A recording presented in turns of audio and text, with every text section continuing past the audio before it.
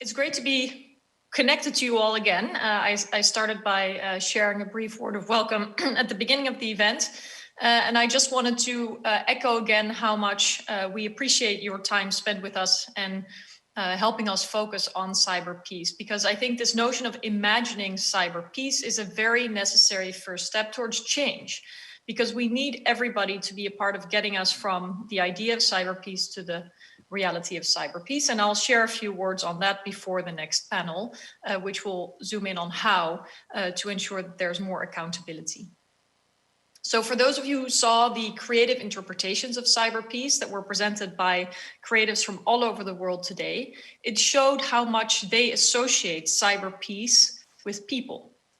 And I think that while those creative interpretations of cyber peace are very inviting, we cannot take lightly what is at stake right now and how irresponsible and harmful some entities are when it comes to exploiting cyberspace, the open internet, and the people relying on it. From humanitarian workers to virologists, from human rights organizations to universities, from infrastructure critical for energy or democracy. Imagine that we would hear of stones being thrown through hospital windows. There would be outrage. Or when human rights or humanitarian workers are held hostage, heads of state may get on the phone or make an appeal for their release. When voters are denied access to polling stations by militias, law enforcement might come to assist the impacted citizens so that their democratic rights are not violated. But similar outcry and therefore awareness or political priority is often absent when it comes to violations of cyber peace. Attackers targeting innocent people, civic and civil institutions, places that belong to all of us and that serve all of humanity. And it's therefore essential to ensure this broader awareness by translating the human and technical impact of cyber attacks for more people to understand, to actually uncover and demystify the often invisibly applied methods and harms. And that is what we try to bring as the Cyber Peace Institute.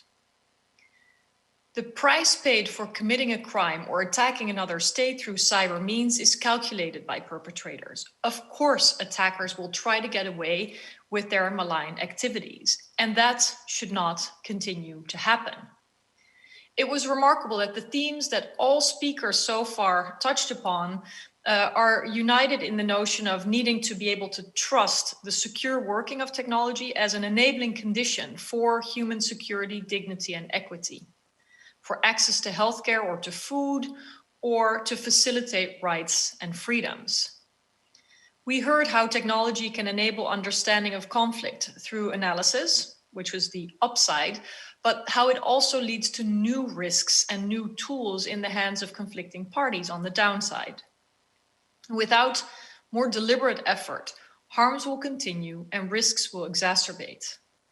Often opaquely but decisively, criminals and states are discovering technology and cyberspace as their theaters of choice for advancing their goals.